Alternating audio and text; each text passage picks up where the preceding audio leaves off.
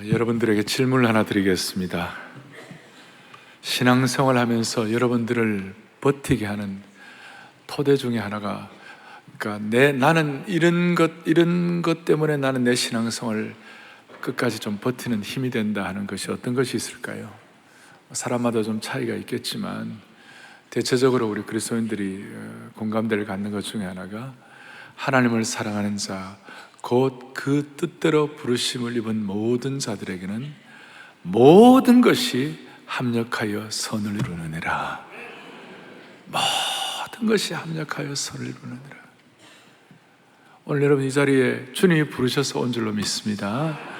그러면 주님께서 예비하신 이 말씀의 능력과 사랑의 실체를 경험하셔야 되는 거예요. 그런데 모든 것이 합력하여 선을 이룬다. 무슨 말이에요? 제가 이 다윗 시리즈를 제가 하면서, 아니 왕자의 난, 지난 주일날 암논 그리고 압살롬 이래가지고 이런 왕자의 난이 벌어져서 정말 처참한 일이 벌어지고, 참 필설로 표현할 수 없는 그런 아픔이 있었는데, 이게 무슨 모든 것이 합력하여 선을 이루는 것인가? 근데 제가 묵상을 하다가 이런 또 은혜가 있구나 생각이 뭐냐면, 암논은 다윗의 맏아들이었어요. 그러니까 왕위 계승 서열 1위가 암논이었어요. 그 다음에 왕위 계승 서열 2위가 압살롬이었어요. 만약에 암논과 압살 이 자체가 너무 고통스럽고 안 좋은 것이지만, 그러나 하나님의 사람들에게는 모든 것이 합력하여 뭐를 이룬다고요? 선을 이룬다. 만약에 암논과 압살롬이 안 죽었으면 솔로몬의 왕위가 계승되지 않는 것이에요. 다윗 왕국의 최전성기, 극성의 치세의 시대가 언젠가? 솔로몬 시대거든요. 솔로몬이 왕위를 계승하지 않았으면 예루살렘 성전 건축도 안 되었을 것이고, 많은 것들이 아마 엉망이 되었을 것이에요. 그러니 암논과 압살롬의 그 왕자의 난이 고통스러운 일이지만, 그것도 나중에 주님께 의뢰하고 신뢰하면 무슨 일이 벌어지는가? 솔로몬이 계승되는 것이에요. 이건 무슨 주석 보고 이런 것도 아니고, 제가 여러분들과 함께 지금 오랫동안 다윗 시리즈를 하면서 제 마음속에 하나님이 주신 그 뭐라고 그럴까요? 확신이었어요.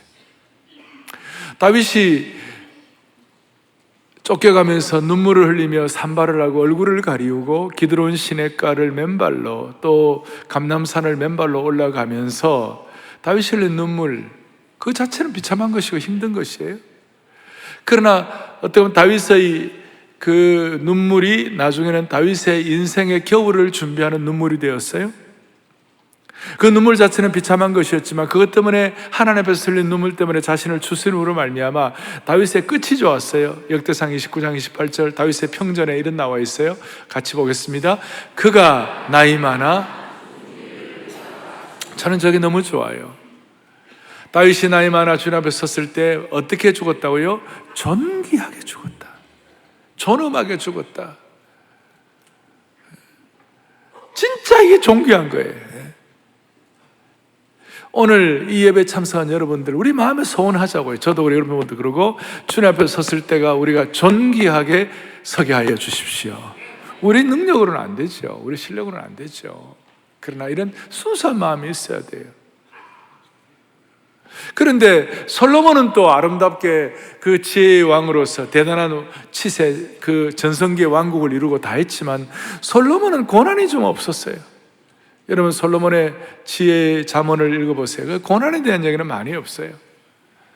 솔로몬의 말년은 이방 여인들, 왕후 처첩들이 많아가지고 이방 여인들이 데리고 온 그 신상과 또 이방 산당들 때문에, 온 예루살렘의 이방 신들과 산당들 때문에 솔로몬의 말년이 좋지 않았어요. 그러니 고생한 다윗은 그래도 그걸 통하여 뭔가 하나님 앞에서 마지막 마무리를 할 수 있는 다윗의 겨울을 준비할 수 있었는데, 잘 나갔던 솔로몬은 막판에 쉽지가 않았다는 거예요. 그러니까 우리는 한결같이 하나님 앞에서 모든 것이 합력하여 선을 이룰 수 있도록 우리의 삶을 주님께 의탁합니다. 지금 말로도 알 수 없는, 이해할 수 없는 그런 상황이 있다 하더라도 그 상황 가운데서 영적인 통찰력을 가져야 돼. 그래야 우리가 골목대장 신앙에서 벗어날 수가 있어요. 무슨 신앙이라고요? 골목대장. 내 인생 내가 관리한다는 거예요. 내 인생 내가 마음대로 할 수 있다는 거예요.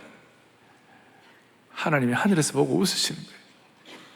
나는 너를 적당하게 살라고 한 거 아니다. 너는 적당히 인생 즐기다가 그냥 내오라, 그거 아니다. 너는 이 땅에 소명받은 자야. 뭔가 하나님은 너에게 주시는 강력한 기도 제목이 있는 자이고, 너의 가정도 마찬가지고 너의 생애도 마찬가지야. 그러니 제발 골목대장에서 좀 탈피하라. 좀 신앙의 순도를 올리고 좀 삶을 통전적으로 신앙의 큰 그림을 좀 그려보라. 그런 입장에서 오늘 이 말씀은 여러분들과 저에게 신앙의 큰 그림을 그리고 골목대장 신앙을 탈피할 수 있는 좋은 계기가 될 거예요. 배경은 이렇습니다. 자, 지난번에 쫓겨났습니다. 쫓겨나고 나니까 이 압살롬은 누구의 조언을 듣는가 하면 아히도벨이라는 아주 모략가의 조언을 들었어요. 앞에 뭐가 나오는가 하면요, 그 다윗이 쫓겨나면서 후궁들 10명을 그냥 왕궁에 두고 갔어요. 왕궁을 좀 지키라고. 그런데 이 못된 아히도벨의 모략을 받은 압살롬이 그 후궁 처첩 10명을 백주에 그 왕궁 위에서 그 여인들을 범하는 거예요. 동침을 하는 거예요. 그건 어떤 뜻인가 하면, 우리 아버지 시대는 끝났다. 우리 아버지의 왕권과 그리고 능력과 그 위엄은 이제는 끝났다. 그걸 볼 때 다윗은 얼마나, 그 얘기를 들을 때 얼마나 부끄럽고 수치스럽겠어요. 그러니까 자기 시대가 왔다는 것이에요. 나름 자기 시대가 왔다고 선포한 거예요. 그것도 사실 골목대장인 거죠. 그래가지고 이제 드디어 정말 아버지를 죽이려고 그러고, 아버지에 대해서는 전혀 존경심도 없고, 아버지를 반역하고, 모든 수단 방법을 가리지 않고 아버지를 괴롭힌 사람. 예루살렘 왕권을 완전히 장악하고 다윗의 왕좌에서 왕관을 쓰고 앉아가지고, 이제 앞에 18장 보면 압살롬은 아버지를 아예 지상에서 없애버리려고 모든 군대를 총동원해가지고 아버지를 추격한 것이, 동정심이 하나도 없어요. 진짜 자식 만나 할 정도야. 그래갖고 18장 6절에 보면 드디어 에브라임 수풀에서 대일전 최후의 전투를 벌이는 거예요. 압살롬과 그의 유대 왕국의 모든 사람들과 그 다음 다윗의 측근들과 다윗의 그 군대들과 함께 대일전을 벌이는 거예요. 아주 그냥 하늘과 땅을 거르는 대일전을 벌이는 거예요. 마치 과거에 그 유럽의 역사가 달라요. 워털루 전쟁, 나폴레옹 군대를 파멸하는 그 웰링턴 장군, 그거 하듯이, 워털루 전쟁 하듯이, 일본의 전국시대와 막부시대를 열었던 세키가하라 전투 같이 완전히 그냥 처참하게, 얼마나 이 전투가 극렬했는지 그날 하루에 나와요. 하루에 죽은 사람이 2만 명이에요. 크지도 않는 나라에 2만 명이 살육을 당하고, 하루 종일 나중에는 전략도 없이 백병전을 벌이고 막 싸우고, 나중에는 그냥 아비규환이에요. 그러던 차에 압살롬이 막 치고 나가는데, 압살롬이 노새를 타고 나는데, 노새라도 작은 게 아니라 큰 노새가 있어요. 그 큰 말 같은 걸 타고 막 갔는데, 노새가 힘이 좋잖아요. 쫙 나가는데 압살롬이 최고로 살아가던 아름다운 머리채가 그냥 너무 빨리 가네. 머리채가 슉 해가지고 대롱대롱 매달려 있는데, 그걸 보고 하니까 다윗의 장군이었던 요압 장군이, 총사령관 요압 장군이 창 가져오라 그래. 창 3개를 가지고 이 못된 압살롬, 그래서 심장을 찔러가지고 그대로 죽여버렸어요. 죽이고 난 다음 시체를 구덩이에 던져버리고 돌무더기에 싸우려 끝내버렸어요.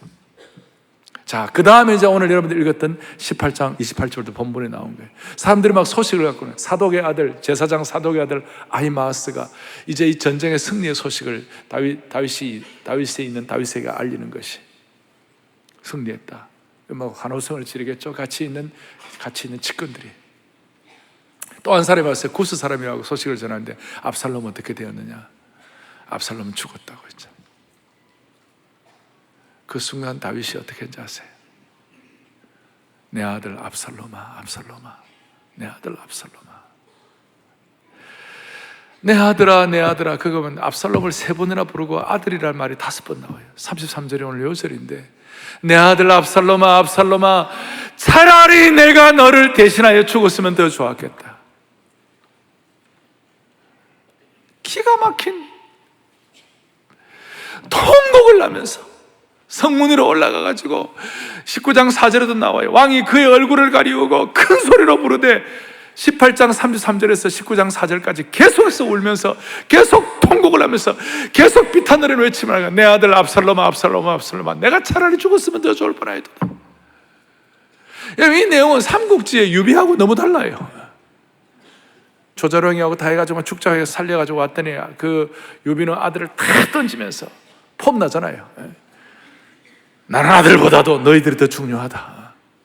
그 삼국지인데, 오늘 여기는 뭐냐? 다윗은 말이에요, 그 못된 아들이 죽었는데 그 아들을 위하여 비탄을 외침을 했지만 막 그냥 막 통곡을 하고 그렇게 하니까 5절에 보니까 요압과 그의 모든 그 백성들이 막 화가 나가지고 뭐라 했어요? 왕에게 생명을 다하고 막 애를 쓴 이 부하들은 이렇게 무시하시고, 그러니까 왕이 너무 슬퍼하니까 2절 3절에 보면 그날 백성들이 싸움에 쫓겨 부끄러워 도망함 같이 가만히 성읍으로 들어가는, 왕이 너무 슬퍼하니까. 여러분, 이게 뭐예요? 이게 여기에 뭐가 나 있는 거예요? 여기 하나님의 어떤 심정이 나타나 있는 것이에요? 저는 이 말씀을 묵상하다가 이런 생각이 들었어요. 압살롬아, 이게 포함나는 삼국지에 있는 유비의 말이 아니고, 이건 어떻게 보면 우리가 이해도 안 되고 화가 막 나는 그거 오히려 자기를 따르면서 한 생애를 바치면서 헌신했던 그 측근들에 대해서는 오히려 존중을 안 하는 것 같고, 그 못되게 굴고 엉터리 굴고 그 못돼 먹은 원수도 그런 원수가 없어요. 그런 아들을 향하여 그렇게 울면서 통곡하면서 있잖아요. 내 아들 압살롬아, 압살롬아, 압살롬아. 영문학에 유명한 얘기가 나와요. 압살롬아, 압살롬아, 내 아들아, 내 아들아. 여기 뭐가 있냐?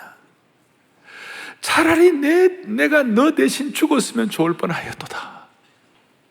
다윗은 늘 기쁨과 감사의 잔이 있었던 사람이에요. 그래서 다윗은 내 잔이 넘치나이다 이런 고백을 한 사람이고, 다윗은 내가 구원의 잔을 하나님께 높이 든다고 시편의 곳곳마다 그런 표현을 하고 있어요. 근데 압살롬아, 압살롬아, 압살롬아, 내가 차라리 죽었으면 더 좋을 뻔하였도다라는, 이거는 고통의 잔이요, 고난의 잔이에요. 말도 안 되는 막대먹은 그 아들을 향하여 그렇게 하는 거예요. 제가 그걸 묵상하면서 이런 생각이 들었어요. 차라리 내가 너를 대신하여 죽었으면이라는 이 말 안에는 복음의 핵심인 대속의 진리가 포함되어 있구나. 내가 죽었더라면, 이 다윗의 고백에는 예수께서 우리를 위해 대신 죽으신 십자가의 죽음에 대한 예표가 나와 있는구나. 예수 그리스도께서 우리 같은 압살롬 같은 우리의 죄를 대신하여 죽으신 그 내용이 복음의 핵심인데, 이런 의미에서 다윗의 외침은 거룩한 복음의 외침이요, 예수 그리스도를 예표하는 그림자가 될 수 있는 것이 우리를 향한 하나님의 절대적인 사랑, 끝없는 사랑, 이해 불가 초월적인 사랑, 자기 희생적인 사랑이 아닐까? 하나님의 내리 사랑을 표현하는 것이 아닐까?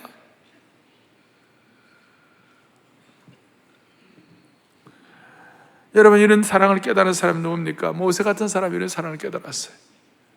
모세가 출애굽기 32장 보면 하나님께서 이스라엘 백성들을 잘못한 그 모든 것들을 보시고 차라리 저 이스라엘 백성들을 다 진멸해버리고 모세 너희 후손으로 하여금 이어가게 하겠다. 그냥 모세가 뭐랬죠? 아이고 어떻게 살아하십니까 하나님, 그것들은 다 그냥 싸라리 하고 그냥 하나님 저희 후손들로 이런 얘기를 할 수 있는데, 모세가 안 그랬어요.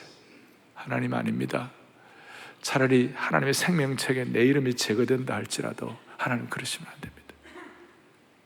바울 사도가 이걸 깨닫고 하나님의 사랑에서 내가 끊어지는 자가 된다 할지라도 내 백성을 살려달라고.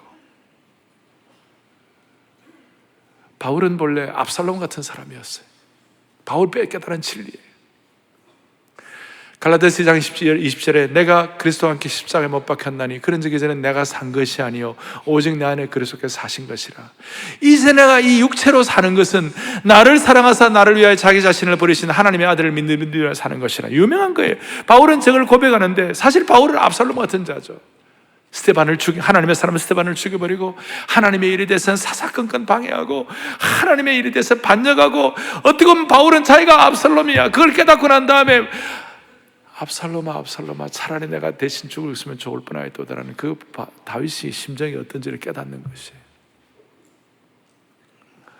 오늘 이 다윗의 외침 가운데 우리가 복음적인 하나님의 사랑에 대해서 눈이 띄어질 수 있기를 바랍니다. 이걸 깨달아야 돼요. 그래서 오늘 우리는 하나님의 내리사랑, 이걸 깨닫고 하나님의 내리사랑에 대해서 우리는 하나님 앞에 어떻게 올리사랑을 드릴 것인가. 내리사랑과 올리사랑이라는 말을 만들어 보았어요. 내리사랑과 올리사랑 어떻게 할 것인가.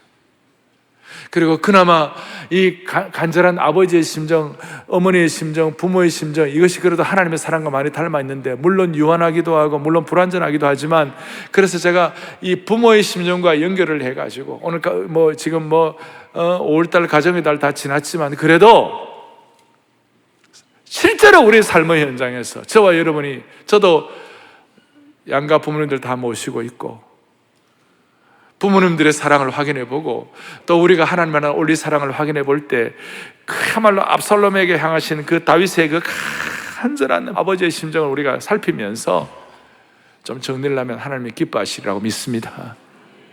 첫 번째로, 하나님의 내리사랑은 사랑할 만한 가치가 전혀 없는 자녀를 끝까지 사랑한 하나님의 사랑이에요. 압살롬은 사랑할 만한 가치가 전혀 없는 불효자식이라고 그랬어요. 불효자식이는커녕 원수 중에는 원수가 없어요. 있어서는 안 될 자식이에요. 아버지의 명예와 품위와 영광을 다 짓밟은 자식이에요. 무가치한 자식이에요. 구테타를 준비해놓고 아버지를 속인 자식. 권력이라는 목표 때문에 수단 방법을 가리지 않는 못된 자식이에요. 그런 자식을 앞에 놓고 18장 5절, 전쟁 전에 마지막 대일전을 치르기 전에 나를 위하여 젊은 압살롬을 너그러이 대우해 달라. 참 놀라워요. 다윗이 놀라워요. 만약에 우리가 진다면, 우리 다 죽을 테니 그러면 상관없지만, 우리가 이긴다면 틀림없이 부하들이 압살롬 죽일 것 같은 생각이 돼가지고 너그러이 대우해 달라. 이 부모의 심정이에요. 못돼 먹은 그 자식에 대해서 죽이지 말라고 신신당부하는 것이. 그리고 이 자식이 죽었다는 얘기를 들었을 때는 염치불구하고 체면이고 뭐고 다 상관없이 대성통곡을 하는 것이. 유진 피터스는 다윗의 애도는 말로 표현된 가장 슬프고도 비통한 언어이다. 이 애절한 표현은 그의 창자를 뒤틀며 나온 것이다. 단장지의 말이 고백이죠. 다윗은 한 생애를 살아가면 눈물이 뭔지도 알고, 좌절이 뭔지도 알고, 배신이 뭔지도 알고, 고통이 뭔지도 알고, 인생의 아픔이 뭔지도 다 알아요. 그런데 그 모든 것을 다 쌓아놓은 것보다 더 놀라운 비통한 고백을 지금 하고 있는 거예요. 압살롬아 차라리 내가 죽었으면 좋을 뻔했다. 내 아들아라고 부르는 이 5번 부르는 여기에서 죄로 죽어가는 우리를 향한 십자가의 대속의 은혜를 통하여 내 자녀라고 부르시는 하나님 아버지의 지극한 사랑을 발견할 수 있는 영안을 열어주시기를 바랍니다. 그리고 부모의 사랑은 자식이 잘못되었을 때 그 잘못을 자기 탓으로 돌리는 것이. 여러분, 자식이 아프거나 그러면요, 부모가 자기가 아파서 그런 것 같아요. 자기 아픔으로 생각하는 거예요. 젊은 자식이 암이라도 걸리면요, 부모는 절규하는 거예요. 절규하는 거예요. 그게 부모의 마음이에요. 여러분, 제 말 맞아요? 틀려요? 절규하는 거예요. 하나님의 내리사랑은 사랑할 만한 가치가 없는 자녀를 끝까지 사랑하는 것이에요. 두 번째로, 하나님의 내리사랑은 자신의 생명보다도, 자신의 왕의 직분보다도 자식을 앞세우는 것, 자식 사랑을 앞세우는 것이. 다윗은 이 압살롬에 대해서 자신의 생명보다도, 자기의 왕의 권위보다도, 자기의 왕의 직분보다도, 부하에게 오해를 받을 만한 그런 상황보다도 더 자식 사랑을 앞세운 것이 이 부모 심정이에요. 말씀한 대로 바울은 이걸 깨닫고, 자기가 압살롬 같은 걸 깨닫고 하나님의 사랑에 대해서 눈이 열린 것이.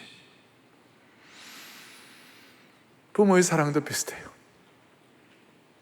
근데 한 가지 부모의 내리사랑에 대해서 우리가 깊이 생각 중에 하나는 어머니의 출산이에요. 출산. 잉태하고 출산하는 그 과정들, 참 아이를 임신했다는 사실을 엄마가 아는 그 순간부터 엄마의 반응은 내리사랑의 본능적인 내리사랑이에요. 그때부터 엄마는 자신을 위한 삶을 사는 것이 아니라 아이를 위해 사는 것이에요. 그렇게 커피를 좋아하던 엄마는 커피가 태교에는 아이들 몸에 안 좋다, 태중에는 아기가 안 좋다는 말을 딱 듣는 순간 그 좋아하는 커피도 끊어버리는 것이에요. 물론 요새는 안 끊는 엄마들도 많아요. 자기가 이전에 식습관이 어떻든 간에 아이를 위해서, 태중의 아이를 위해서라면 그냥 식습관 관계없이 아이에게 유익한 음식을 먹기 시작하고, 음악도 자기가 듣던 음악이 있지만 모차르트나 좋은 바하나 핸델이나 좋은 음악을 듣는 것이, 그거는 본능적이에요. 내리사랑의 본능이에요. 출산을 할 때 목숨이 위험한 걸 알면서도 내리사랑의 엄마는 아이를 위하여 자기를 희생하는 거예요. 그래서 무기여 자릴 거라 애 낳다가 죽었어요. 하나님의 사랑은 이처럼 독특한 것이에요. 내리사랑은, 하나님은 이 땅을 창조할 때도 말씀 한마디로 천지 창조를 빛이 있으라 지었어요. 그런데 우리의 죄를 해결하기, 하나님의 자녀된 우리의 죄를 해결하기 위해서는 빛이 있으라 말 한마디로 안 되는 거예요. 하나밖에 없는 예수 그리스도, 그 독생자를 피 흘려서 돌아가시게 해야 되는 거예요. 엄청난 값을 지불하신 것이에요. 우리 다 알지만 이걸 오늘 우리 한번 좀 체화해 보시죠. 체화해 보시죠. 부모의 사랑을 좀 깊이 있게 다시 한번 좀 점검해 보시죠. 요즘 같은 21세기 SNS 시대는 이 사랑의 깊이가 없어요. 지난주일 우리 예배 드릴 때 제가 우리의 물질뿐만 아니라 우리의 몸을 같이 헌신하십시다 그래갖고 만복의 근원 하나님, 찬양 성부 성자 성령 삼위일체 신께, 그 다음 뭐예요? 영세 무궁하기까지 영광을 돌리세 그랬잖아요. 영세 무궁이 뭐예요? 영세가 뭐예요? 영원한 세상, 영원한 그때까지 무궁하다, everlasting, 끝이 없는 그 영세 무궁이 요즘 이 젊은이 잘 이해가 될까요? 좀 우리는 깊이가 없는 거예요. 그런데 그게 우리들에게는 막 깨달아지는 거 있잖아요. 부모의 사랑에 대해서도 마찬가지예요. 너무 깊이가 없어요. 유교적 문화 때문에 우리는 많은 경우 부모의 올리 사랑하라 그러면 그 효가 뭐냐면, 유교적 효는 도덕적 효요, 형식적인 효요, 체면적인 것이 많아요. 그러나 기독교의 효는 내면적인 효요, 하나님의 뜻에 순종하는 효요, 특별히 복음적 사랑을 깨닫는 효인 줄로 믿습니다. 복음을 깨달아야 돼요. 자, 이런 말씀드리면 부모가 자식에게 평생 못이 되고 부모 노릇 못하고 평생 자식에게 상처 준 그 부모를 어떻게 사랑합니까? 자, 그런 말씀 들어요. 들을 때마다 하는 얘기가 우리 힘으로는 못해요. 우리 힘으로는 못해요. 십자가의 고통의 은혜, 십자가의 사랑의 은혜, 오늘 다윗처럼 말도 안 되는 자식을 향하여 압살롬아 압살롬아 압살롬아, 차라리 내가 너를 대신하여 죽었으면 좋을 뻔하였도다. 내 아들아 내 아들아 내 아들아 내 아들아. 그것이 살깊이 진짜 체득된 사람만이 할 수 있는 것이에요. 구체적으로 우리가 어떻게 할 수 있어요? 오늘 이런 복음의 은혜를 깨달으면서 부모의 내리 사랑에 대해서 우리 자식들이 어떻게 올리 사랑을 할 수가 있어요? 저는 여러분, 우리 젊은이들에게 많이 계시는데 부모를 올리 사랑하기 위하여 부모의 영적 안녕에 대해서 관심을 기울여야 한다고 생각합니다. 영적으로 안녕해야 돼요. 영적으로 편안하셔야 돼요. 저도 연세 드신 어른들, 양가 부모님들을 제가 모시고 있습니다. 그 정말 좋은 것은 영적으로 편안해요. 신앙생활 기쁘게 해드릴 수 있도록 좋은 영적 교제권을 만들어 드리고 교회 생활에 축복이 있도록, 그리고 영적 안녕을 갖도록 만들어 드려야 돼요. 요즘 어른들은 많은 경우 텔레비 앞에 많이 앉아 계시잖아요. 하도 텔레비가 요즘 여러 다양한 것이 많으니까. 그런데 영적 안녕과 영적인 평안을 위해서 자식들이 부모님들에게 어머니, 신약 성경 필사 다 하시면 제가 놀라운 선물을 드리겠습니다. 선물이 뭐냐면 단기 선교 같이 가는 거예요. 그러면 단기 선교 같이 갔다 오면요, 그 집안이 선교의 가정이 될 수가 있는 것이, 이게 영적인 안녕의 문제, 영적으로 편안하게 해드리는 것이. 부모의 좋은 축복들은 같이 사진이라부터 다 남겨가지고 신앙의 계승을 할 수 있도록, 안 남기고 그냥 날려버리면 그냥 끝나는 것이. 지식도 중요하지만 더 중요한 것은 사랑이 지식의 전제 조건이에요. 제임스 스미스라는 분이 말씀한 건데, 칼빈 대학 교수예요. 사랑이 지식이 될 수 있도록 어떻게 하면 좋아요? 부모와 함께 식사할 수 있는 시간들을 만들고, 그냥 식사할 때도 그냥 적당한 식사가 아니라 거기에 초도 좀 갖다 놓고 꽃도 좀 갖다 꽂혀놓고, 그렇게 좀 마음 쓰는 거예요. 함께 기도해야 돼요. 근데 기도할 때 부모와 손잡고 기도하는 거 쉬운 거 아니에요? 부모와 손잡고 기도해야 자식들끼리 서로 손잡고 기도할 수가 있어요. 그런데 더 중요한 것은 함께 찬양하는 것이. 찬양은 놀라운 능력이 있어요. 왜 능력이 있는가? 여러분, 찬송은요, 4분의 4박자라 하라, 그 다음에 찬송 가사 하라.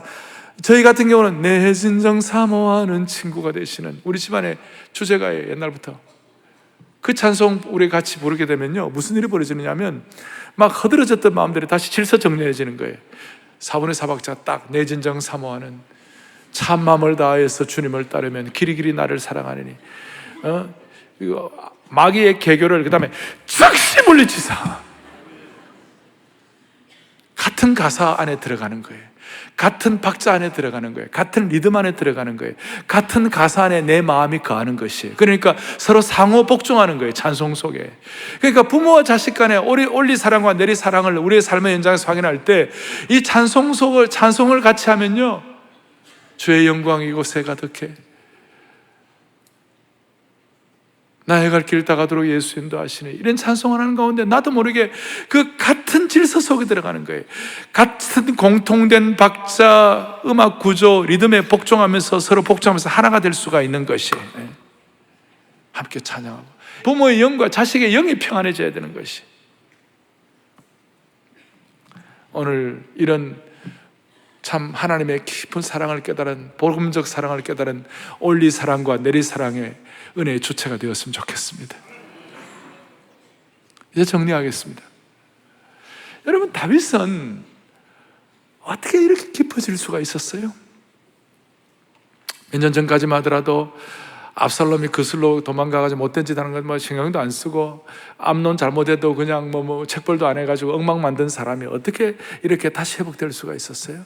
자식을 향하여 하나님의 심정을 가지고 이렇게 성숙한 인격으로 다시 무장될 수가 있었나요? 저는 그 이유가 바로 다시 쫓겨나서 다시 경험한 제2의 광야에 있다고 생각합니다. 다윗이 압살롬에게 쫓겨난 것으로 끝나지 않아요. 합력하여 선을 이루는 과정 중에 하나가, 이제 감람산으로 올라가가지고 막 나가다가 다시 유대 광야로 도망갔어요. 광야로 도망 안 가면 다 죽는 거예요. 광야는 사람들이 함부로 못 찾아요. 광야에 가 있으면요, 저 밑에서 쫓아오는 거 알면서 저 위에 있는 사람 보면서도 그 못 잡아요. 지형 자체가 그 참 희한한 곳이에요. 다시 옛날에 다윗이 사울에게 쫓겨가지고 광야 생활을 할 때, 그때 순수하게 하나님 만나고 하나님과 독대하면서 은혜 받았을 때가 다시 회복되는 것이에요. 나는 광야의 외로운 부엉이와 같고 펠리칸과 같고, 자기의 마음이 그런 부족함이 있던 것을 다시 기억하면서 다윗이 그동안 오염되었던 것들을 정리하기 시작했어요. 다윗은 예루살렘 왕국에서 왕의 옷을 입고 시녀의 부축을 받으며, 그 다음에 그 왕궁의 복잡한 삶, 그리고 치열한 왕궁의 음모, 이런 모든 것들, 그 다음에 왕의 위엄, 그 다음 왕에게 아첨하는 신하들에게 무리에 쌓여가지고 온갖 것들을 다 바쁘게 살았어요. 근데 아들에게 쫓겨나가지고 두 번째 경험을 하면서 다시 하나님과 독대하고 신앙의 순도를 회복할 수가 있었어요. 그러면서 하나님의 심정을 깨달은 거예요. 나를 향한 하나님의 심정을 깨달은 거예요. 눈물이 나는 거예요. 그러니까 성숙하게 된 거예요. 성숙하게 되니까 내 아들 압살롬을 함부로 죽이지 마라. 그리고 죽었을 때 압살롬아 차라리 내가 죽었으면 더 좋을 뻔했을걸. 우리를 위하여 대신 죽으신 다시 복음의 대속의 죽음의 대속의 복음의 신비를 다윗이 예표로 보여준 것이에요. 광야에는 지금까지 누린, 조금 전까지 누린 궁중의 화려함이 없었습니다. 광야에는 신하들의 머리 숙임과 환호도 없었습니다. 광야에는 더 이상 왕관과 왕의 금관 조복도 없었습니다. 그러나 광야에는 하나님과의 독대가 있었고 찬양과 기도의 영성과 광야의 영성이 자리 잡고 있었던 것입니다. 물론 광야의 고난이 다 이렇게 하는 것은 아니지만 하나님께서 이런 광야의 고난을 주실 때 다윗은 광야의 영성이 회복됨으로 말미암아, 제가 조어를 하나 만들어 보았어요. 그때 비로소 다윗다움이 회복되는 것이에요. 다윗다움이 회복되는 것이에요. 오늘 사랑의 교회 성도들 여러분들 우리 한 분 한 분의 성도다움이 무엇이에요? 사랑의 교회 다움이 무엇이에요? 하나님은 저에게 도전하셨어요. 너는 오목사 사랑의 교회 목회자 다움이 뭐냐? 제게 도전하는 것이에요. 제게 광야가 있으니까, 광야의 경험을 하게 되니까 하나님은 이 순도를 날마다 저에게 점검하시는 것이에요. 사랑하는 교우들이요, 우리가 살다 보면 광야 경험해요. 그러나 이 광야가 우리에게는 너무나 놀라운 하나님의 복음적 신비를 깨달을 수 있는 기회가 되는 것이에요. 자식의 죽음을 앞에 놓고 압살롬아 내 아들 압살롬아, 차라리 내가 대신 죽었으면 좋을 뻔하였도다라는 그런 복음적 깊이의 고백을 하게 되는 것이에요. 이 고백은 다윗이 경험했던 수많은 좌절과 고통과 영광과 신비와 능력과 위엄과 그 모든 것을 쌓아놓은 것보다도 훨씬 더 놀라운 고백인 줄 믿으셔야 되는 것이. 여기에 예수님께서 고난의 잔을, 십자가에서 고난의 잔을 받으시고 고통의 잔을 받으시고 쓴 잔을 받으신 그 흔적을 우리가 알 수가 있는 것이에요.